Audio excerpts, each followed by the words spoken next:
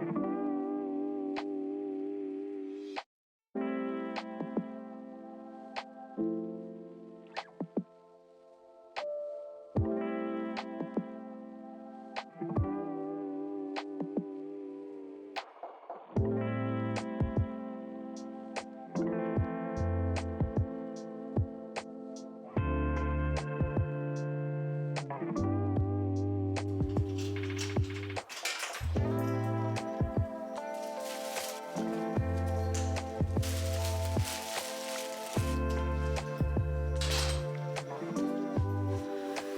herkese. Sonunda size bir selam verebiliyorum. Saat artık 5:30 falan oldu. Bugün günlerden 23 Aralık Cuma.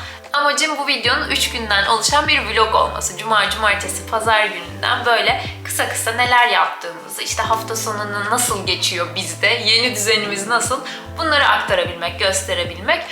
Bugün sabahtan beri de kısa kısa videolar çektim ama tam yeni düzenimizi yansıtamamış olabilirim. Çünkü aslında her zamankinden biraz daha farklı bir gün oldu bugün. Normalde yeni düzenimizde saat en geç 8.30'da evden çıkıp 9'da mağazada oluyoruz. Ama bugün biraz daha geç kalktık, güne geç başladık. Çünkü dün Doğukan saat 1'de geldi eve. Çok geç işleri bitti. İşlerini tamamlayabildi. O yüzden biraz daha güne geç başladık. Normalde işte mağazada kahvaltımızı yaparken bugün sitemizin kafesinde kahvaltı yaptık. Ben bugün eve erken geldim biraz daha evde işlerim olduğu için. Hem de video çekerim düşüncesiyle. Normalde 7'den önce çıkmıyoruz mağazadan kesinlikle. Ama işte bugün dediğim gibi normal düzenimizde bir gün olmadı. Yarın da olmayacak çünkü yarın da sanırım geç gideceğim ben. Olsun. Umarım beğenirsiniz, umarım keyifle izlersiniz.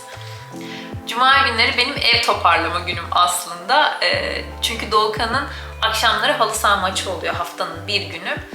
O yüzden o geç geliyor. Ben de böyle olabildiğince işte eve erken gelip evi şöyle bir toparlıyorum. Genelde ütü yapıyorum. Bugün de yine dağ gibi birikmiş 3-4 posta ütüm var. Birazdan da yine ütüye girişeceğim ama önce böyle bir kamerayı açayım. Sizinle bir sohbet edelim istedim. Bir de bir şeyler hazırlamam lazım. Karnım acıktı. Hazırlamak için de bir paketim var açmam gereken. Onu da açalım birlikte. Kaç zamandır, yaklaşık bir ay oldu herhalde, sizinle beraber açacağım diye paketinde duruyor. Kargodan geldiği haliyle duruyor.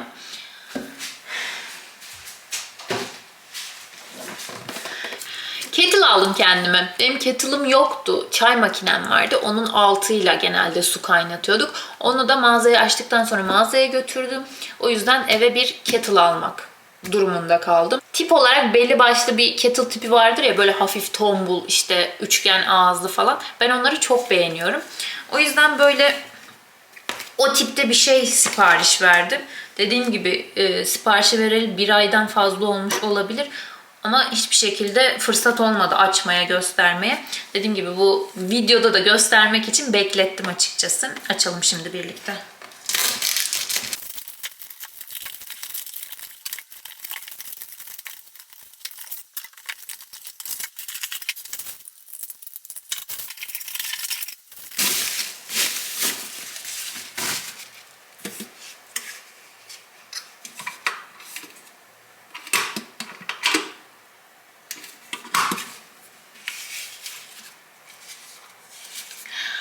Electrolux'un bir kettle'ı.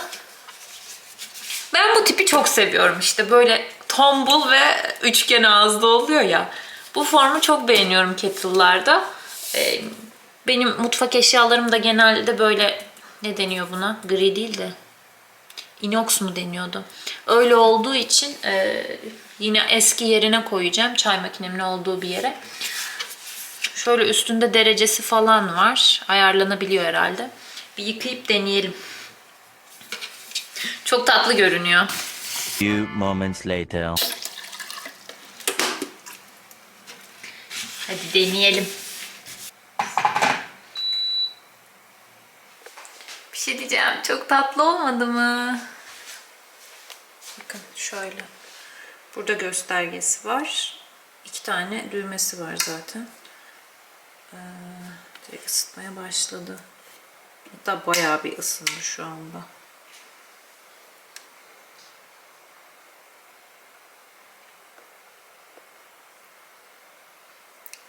Hızlı ısınıyor bence.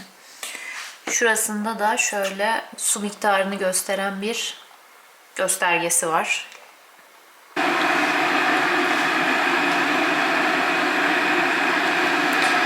Biraz sesi çok çıkıyor sanırım. Bir kettle'ı ne kadar çok anlattım. Kettle işte ya. Kettle işte yani. Ne kadar farklı olabilir. Neyse bu bir kaynatsın bakalım. Ben de birkaç kere kullanayım, deneyeyim. Daha sonra fikirlerimi paylaşırım zaten bu video içerisinde yani. Birkaç dakika sonra öğrenmiş olursunuz siz. Ben şimdi üstümü falan değiştireceğim. Kendime yiyecek bir şeyler hazırlayacağım. Birazdan görüşürüz. Selamlar tekrardan. En son kapattığımın üzerinden birkaç saat geçti. Bayağı bir iş yaptım. Biraz temizlik yaptım. Yemek yemedim. Yani önce karnımı doyurayım demiştim. Ama yemek yersem böyle bir ağırlık çöker diye düşündüm. Öyle hissettim nedense. Ama şu anda bayağı bir acıktım. O yüzden bir şeyler yapalım diyorum. Ne yapabiliriz şu anda? Makarna yapabiliriz. Bebiş, ayağımın altından çık bakayım.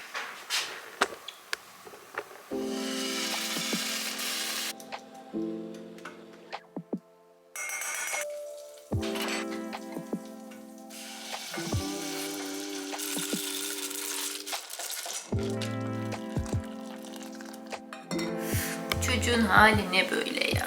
Kızım, aşkım. Kamerayı görünce hemen kafasını çeviriyor. Bu nasıl bir yatış ya? Ha? Bu nasıl bir yatış?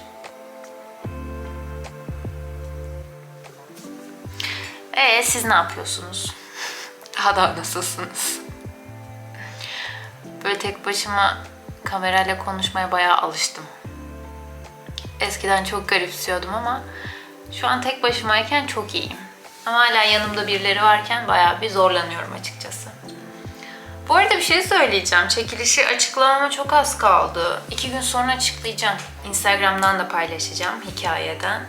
Buradan da kameraya çekeceğim zaten çekiliş açıklanırken. Bir şey söyleyeceğim. Çekiliş açıklandıktan sonra takipten ve abonelikten çıkmayın, olur mu? Üzülürüm. Bayağı iyi gidiyor. Beklediğim, daha doğrusu istediğim gibi diyeyim. Beklediğim gibi demeyeyim. Abone sayım 500'e yaklaştı. Bu benim için çok güzel bir sonuç. Ama çekilişten sonra çıkarmışsınız gibime geliyor abonelikten. Çıkmayın. Çok tatlı yorumlar gelmeye başladı. İşte çok samimisin, çok doğalsın, seni çekiliş sayesinde keşfettim ama çok sevdiğim abonelikten çıkmayacağım falan gibisinden. Hepiniz böyle yaparsanız çok mutlu olurum. Sık sık da çekiliş tekrarlarım zaten. Bu bir başlangıç olsun. Devamı da gelir. Söz. Ütü yapacaktım ama ben kesin yemek yedikten sonra uyurum. Çok yoruldum çünkü. Emily in Paris'in 3. sezonu gelmiş. Onu izlemeyi düşünüyorum.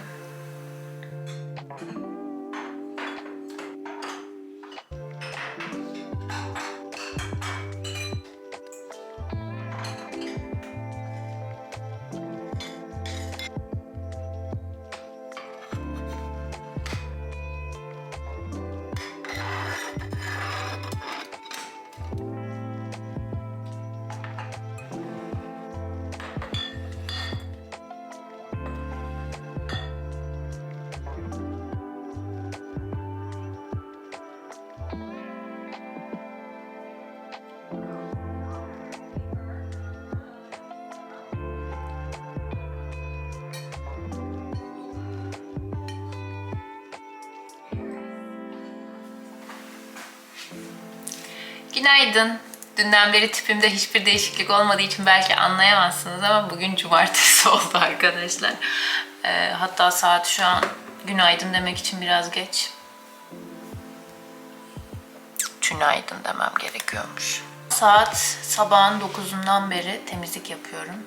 Dünden beri temizlik yapıyorum. Bitmedi. Hala bitmedi. En az bir saatlik daha işim var evde. Sonrası için de birazcık heyecanlıyım. Cam ağacımı süsleyecek nihayet hafif ama çok güzel bir fikir buldum. Instagram'da gördüm bunu. Cipsolarla ağacın işte çeşitli yerlerine cipsolarla süslemişler yani kısacası. Ben de onu yapacağım. 3-4 gündür bekleyen cipsolarım var. Artık onları yapmazsam sanırım kuruyacaklar ve dökülecekler. Temizlik bittikten sonra onu yapacağız. Şimdi yulaf lapası yapacağız. Her zamanki gibi.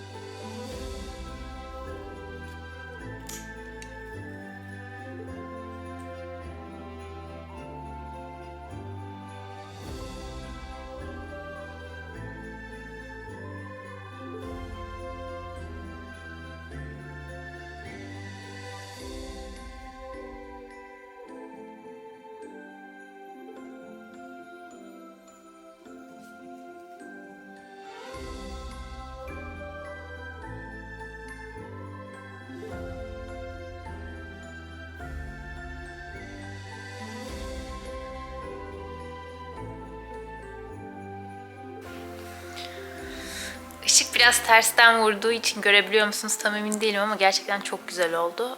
Çok içime sindi benim. Tam benim tarzım bir süsleme oldu bence. Cipsolar çok yakıştı. Söylemiştim galiba ama ben bu fikri Instagram'da bir Reels videosunda gördüm. Bayağı beğendim.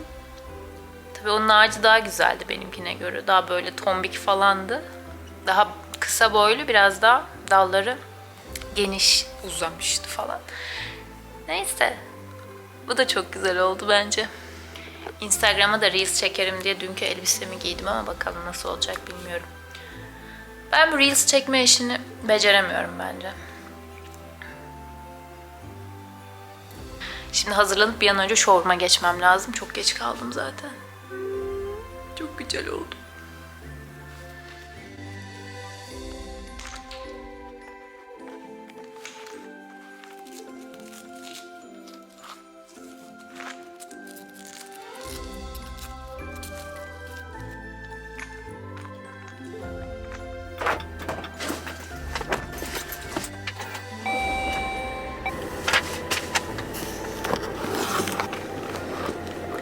Showroom'da görüşürüz.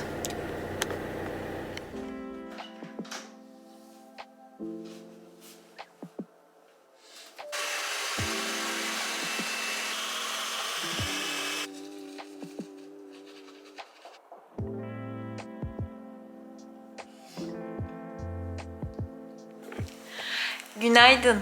Bugün 25 Aralık Pazar. Heyecanlı bir gün çünkü çekilişi açıklayacağım biraz sonra. Biraz sonra derken birkaç saat sonra. Showroom'a gideceğiz yine. Biz artık hafta sonu hafta içi demeden her gün showroom'dayız. Dün videoyu arabada kapatırken showroom'da görüşürüz dedim. Ondan sonra hiçbir şey çekemedim. Mağazaya gittiğimde müşteri vardı. Sonrasında da sürekli böyle bir koşturmacı falan. Bizim müşterilerimiz çok uzun süre kalıyor arkadaşlar. Böyle geleyim hadi alayım çıkayım gibi bir durum yok. Saatlerce bakıyorlar işte, sorular soruyorlar falan. Gerçekten bir müşteri 3 saat bile kalabiliyor. Dünkülerde 1,5 saat falan durmuştu. Sonuç olarak açamadım yani. Akşam da evde değildik. O yüzden bugüne kaldı. Görüntüler az mı oluyor diye düşünüyorum bir 3 günlük vlog için ama olduğu kadar. Bu videoda çekilişi açıklayacağım. O yüzden videonun olmaması gibi bir durum yok yani. Şimdi dışarı çıkıp bir yerlerden bir şeyler alacağız galiba kahvaltı için. Çünkü saat geç oldu. Yine geç kaldık. Birazdan dışarıda görüşürüz herhalde. Umuyorum ki. Şimdilik hoşçakalın. Bu arada bir vlogumda demiştim ki benim şuramda senede birkaç kez sivilce çıkıyor. Yani bakın yine çıktı. Hep aynı yerde çıkıyor. Bir de şuramda da çıkmış. Buramdaki bayağı acıyor. Bu görüntülerle size hoşçakalın diyorum.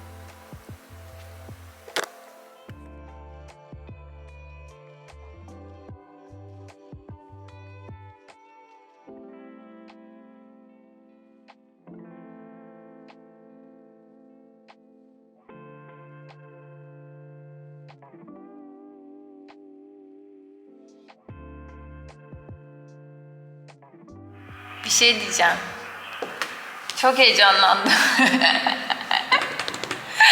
Bayağı böyle heyecan yaptım. Ya bir şey söyleyeceğim. Neden hemen takipten çıktınız? Daha çekilişi açıklamadım bile. 550'ye yakın da abone sayım. Az önce baktım 497 olmuş. Yani... Hayır, çok güzel çıkıyor şu an. Işık çok güzel. Niye böyle yaptınız ya? Böyle anlaşmamıştık sizinle. Neyse. Açtım şu an siteyi. Allah. Kalpten gideceğim birazdan. Ellerim falan titriyor. Vallahi bak niye bilmiyorum. Çekilişi açıklayacağını söyledin mi? Takip ediyorlar zaten. Çekilişin kuralı bu. Bir tane hikaye paylaşsana. Birazdan çekiliş açıklayacağım. Ha, tabii canım söyledim, sabahtan beri söylüyorum. Son 10 dakika diye yazdım. Saat şu an 6'ya 7 var. Tam 6'da açıklayacağım. Neyse. En az etiket sayısı. Etiket yok. Etikete gerek yok. Şöyle alayım Arkadaşlar buradan. merhaba, karımın kanalına hoş geldiniz. Bir dakika bunu... Evet, devam ediyoruz. Tekrardan kontrol ediyorum. Ödemeyi yaptım şu anda. 500'den fazla şey olduğu için, yorum olduğu için. 1245 katılım tespit edildi. Doğru. Tüm özellikleriyle. Evet. 2 dakikadan kısa sürecektir. Devam et.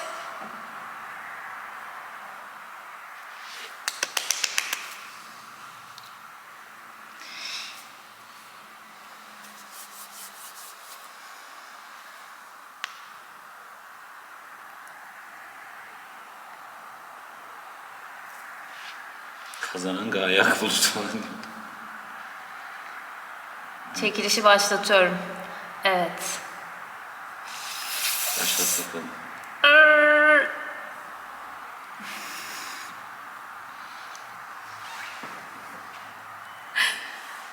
Çok heyecanlı. Çok insan.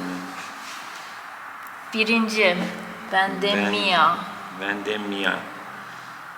O kazandı. Birinci yedek Didem Küçük. İkinci yedek geliyor. Zaman beklemez. Üçüncü yedek Emine Uslu. Dördüncü yedek. Cumhur Cumhur abiyi fotoğrafı gördüm. Beyaz tane. Hiç tane daha gelmedi ha. Beşinci yedek. İyi oldu. Sonra tane daha veriyorlar demesinler. Ecrin. Geçerli. Şimdi bunları kontrol mü edeceksin? Yani Instagram'dan kontrol edeceğim bunları. Neyini? Gerçekler mi diyor? Instagram'dan beni takip ediyorlar mı etmiyorlar mı diye. Arkadaşlar hepinizi tebrik ediyorum. İnşallah en çok isteyen kişiye, yani sonuç olarak Vendemia gerçek bir kullanıcı mı değil mi tam bilmiyorum şu anda. Birazdan öğreneceğiz ama umarım güzel bir çekiliş olmuştur. Umarım gerçekten hak edene ve çok isteyene çıkmıştır. Hala çok heyecanlıyım. Bence hala bitmiş sayılmaz. Neyse. Şimdi onu kontrol ediyoruz. Evet. Hadi bakalım.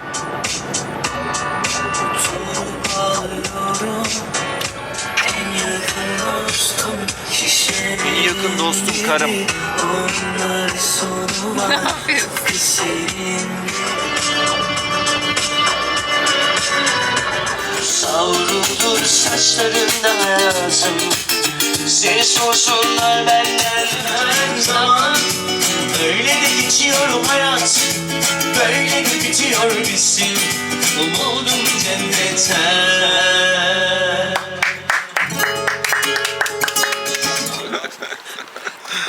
Ay dur, netlemiyor, ışık kötü. Bir şey söyleyeceğim. Ya çok kötü bir şey oldu. Ben Kötü değil de komik. Niye iyi böyle? İyi, tamam. Işık falan güzel. Çekilişi kazanan kişiyle konuştuk. Nereden hediye çeki istediğini sordum. Trendyol'dan dedi. Tamam dedim, birkaç saat içinde göndereceğim. Dışarıdayız hala. Saat şu an 11.30 falan. Neyse girdim Trendyol'a, hediye çeki satın alacağım falan. Yok, bir türlü bulamıyorum. Ben de benim hesabımdan kaynaklı bir şey sandım. Doğukan arıyor, işte Doğukan'ın hesabına giriyoruz falan böyle. En son canlı desteğe yazdık. Hediye çeki satışı durdurulmuş. Ya bu kadar şanssızlık olur gerçekten. Çocuk diyor ki ilk defa çekiliş kazandım diyor. Ama istediğim markadan, yani Trendyol'dan şu anda hediye çeki gönderilmiyor. Konuşuyoruz hala, ne yapacağımızı bilmiyorum Direkt da. parasını gönderebiliriz bence. Biz bunu Çok aramızda da- bir konuşalım Çok da. da usullere aykırı değil yani. Olsun canım. Yani çek göndereceğiz dedik, hediye çeki. Öyle işte. Neyse, bugünün sonuna geldik artık. Bence videonun da sonuna gelebiliriz. Bir dakika, çok sallıyor olabilirim. Hediye çekini de sağ salim, daha doğrusu çekilişi de sağ salim açıkladığımıza göre gönül rahatlığıyla bu videoyu kapatabilirim. Çekilişe katılan herkese çok çok çok teşekkür ediyorum. Güzel bir süreçti bence. Umarım çok sık tekrarlarız. Dua edin, daha doğrusu abone olun, videolarımı izleyin. Kanalım bir an önce para kazanmaya başlasın. Ben de daha sık çekiliş yapayım. Daha kazanmadan 1000 lira veriyor. 1000 lira, evet yani. Artık Bence bu az bir devirde para 1000 değil. liranın... Hey, Allah! Ay, az kalsın kediyi ezecektik. Ama o fırladı yani. Akılsız. İyi geceler. Görüşmek üzere. Karam'ın kanalından iyi geceler. İyi geceler.